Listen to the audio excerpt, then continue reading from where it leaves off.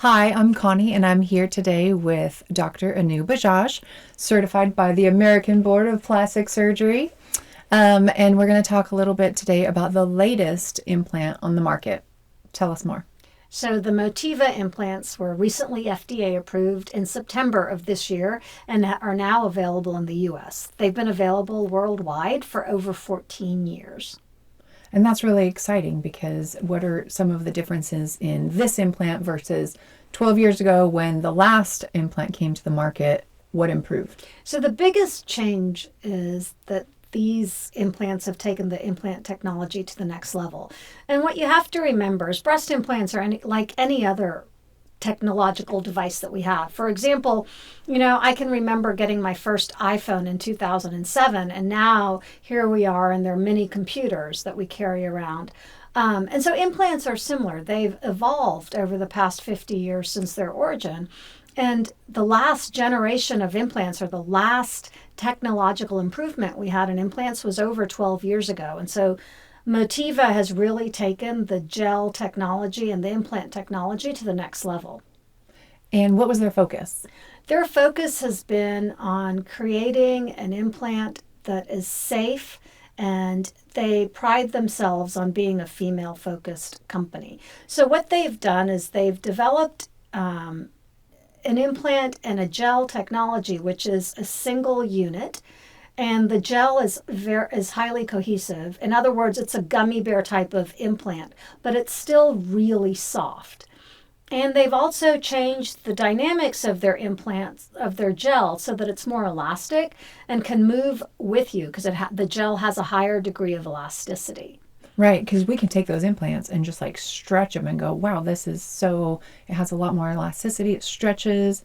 And then doesn't that also lead to having like a smaller incision compared to the previous ones? Or does that even matter since we use funnels? So I'm not 100% convinced that their incision size is a real thing. Okay. Motiva says that you can use a smaller incision, but I have found that, typically to put in a silicone implant, your incision for a straight augmentation is going to be between 4 or 5 centimeters.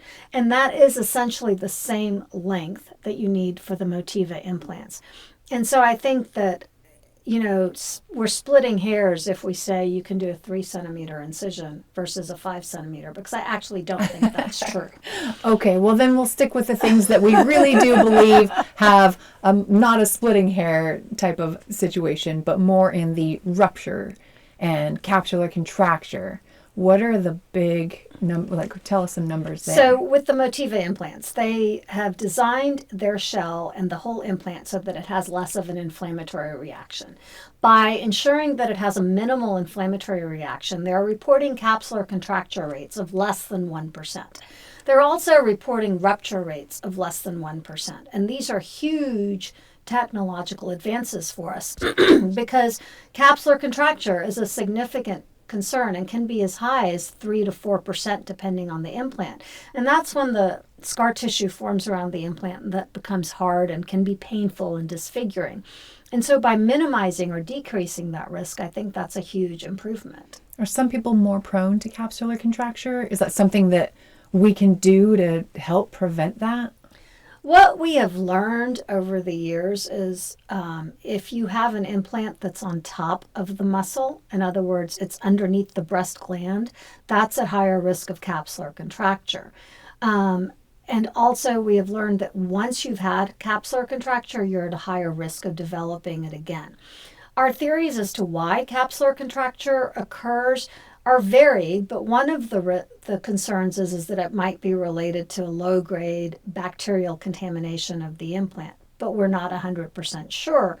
So as surgeons, what we do when we place breast implants is we go through a lot of things to minimize the risk of infection, including antibiotic irrigation, betadine, other types of irrigation such as hypochlorous acid, and also using the Keller funnel, which is a funnel that we use to implant the breast implant so that it has minimal contact with the skin and the outside surface or world, as well as minimal contact with breast tissue. Great. And rupture. Let's talk about Motiva and rupture. With the 3-year data right now that we show, Motiva shows a less than 1% risk of rupture.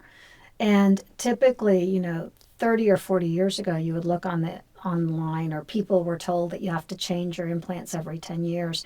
And that's only because with the older generation of implants, the rupture rates increase significantly after the 10-year mark.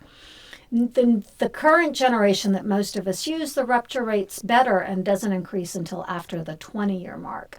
With the Motiva implants, they have an extremely low rupture rate, and obviously, since they've only been on the market for 14 years, we can only speak to that history. Right. We don't really have a projection to go, well, here's what's, until we get the data. Right. But the good news is also, that old school of thought of, it's not like when you're leaving the dentist and you have to make your 6-month, appointment from there, or your hair appointment as you're leaving.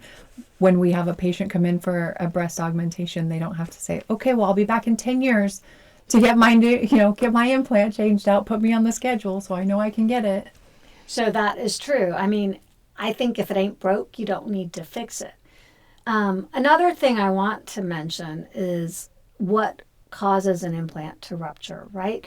Because a lot of patients will come in and they hesitate to obtain mammograms because they think, or they're fearful of the compression from the mammogram causing an implant to rupture.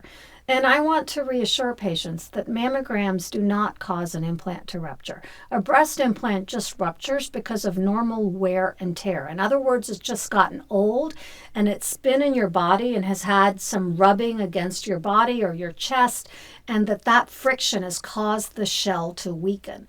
In a similar fashion, in the old days when we would do saline implants, if they were underfilled and the edges of the implant would rub against each other, that's how they would rupture. So a rupture is not something that you necessarily do unless you were to take a knife or a needle and stab it. It's really just something related to the wear and tear of the implant. Right. And is there anything that we should do to kind of monitor that? It's really important that we take care of our breasts. So a mammogram helps to screen for breast cancer. MRIs primarily are used to screen for breast cancer. The current recommendation to screen for implant rupture is a high-resolution ultrasound. And so what the FDA says is that after 5 years, you should have your first high-resolution ultrasound, and then every 3 years thereafter. And that just looks for silent rupture of the implant. It is not looking for breast cancer. And so it's important to understand that there is a distinction in what we're looking for when we do those tests. Oh, that's so important, right? Like the different diagnostic tests and what they're actually checking for. We've also seen people who they go to their doctor and they're curious about if they might have a rupture, and then doctors sometimes have to follow their checklist, right? So then they say, okay, now we have to do all these things. What is your recommendation for those tests, or should they just go back to their plastic surgeon and see if they can get a high resolution ultrasound with their... So if your primary concern is an implant rupture, then you want a high-resolution ultrasound. If your physician is trying to rule out cancer and rule out other things, that's where you would pursue a mammogram or potentially an MRI. A mammogram in and of itself is actually not the best diagnostic modality to look for a breast implant rupture. And so I think that's really important to understand. So I think as patients, you have to remember there are two issues related to your breast, right? There's the concern for cancer and there's the concern for having an implant problem. If it's an implant problem, then you should probably see your plastic surgeon. If it's a concern for cancer, you should see your PCP and potentially your breast surgeon or GYN. And follow that path, yes. Right? Your surgeon's not going to be able to help you with cancer issues. How dangerous is a rupture? Is this a medical emergency? Do we, is my health at risk if I feel like I might have a rupture? So the rupture of a silicone implant is not going to make you die. So it's not an emergency where you have to get in to see the doctor now.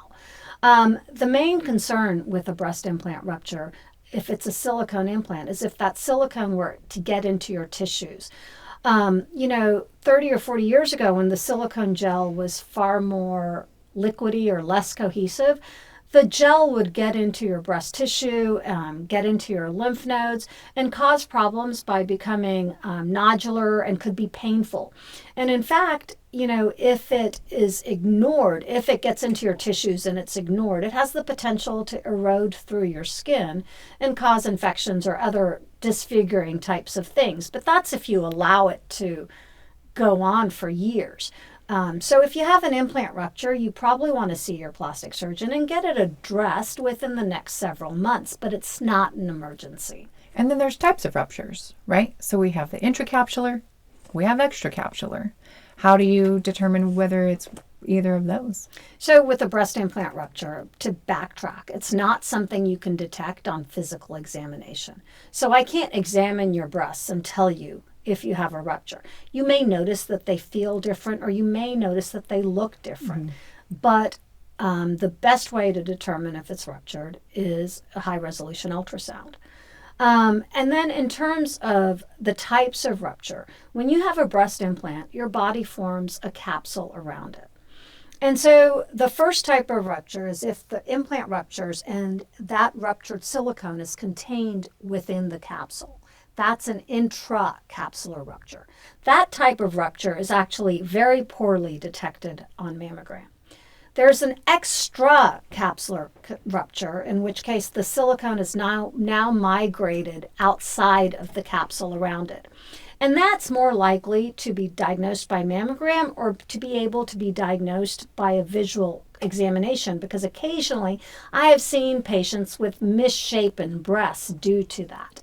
But once again, sometimes it's just not easy to determine.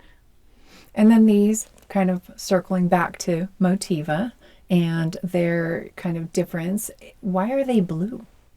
So they're blue technology. Ish. They call it their blue monoblock technology, and it's supposed to help you determine visually if an implant's ruptured or not. Right.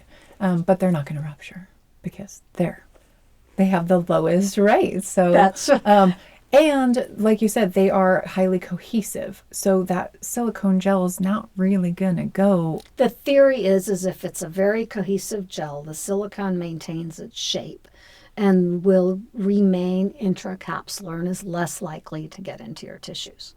That's what the hope is. Is there anything else that you want to touch on about Motiva and these implants being available for women now in the United States? I think it's just another choice. And I think as women, you have to remember that you have choices, and you should ask your doctor or your surgeon about those choices. And it's another option. It may not be the right option for every woman, but it's out there.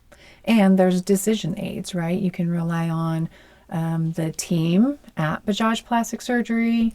We also have we have these.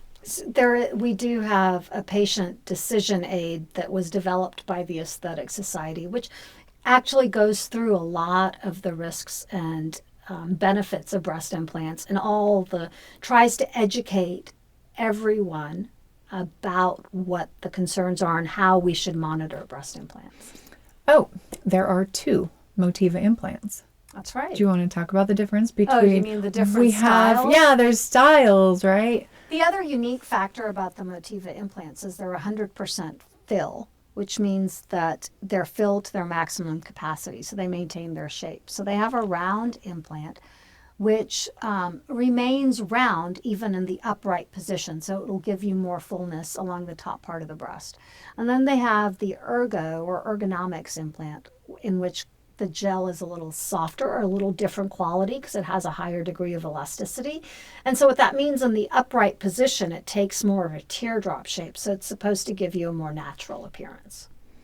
Those are helpful ways to be able to choose your implants. Like, not all implants are for everyone, and you can kind of look at those things. They have great materials to help us make those decisions. Well, thank you for sitting through this. This has been very educational. I learned a lot. I hope you learned a lot. Thank you again.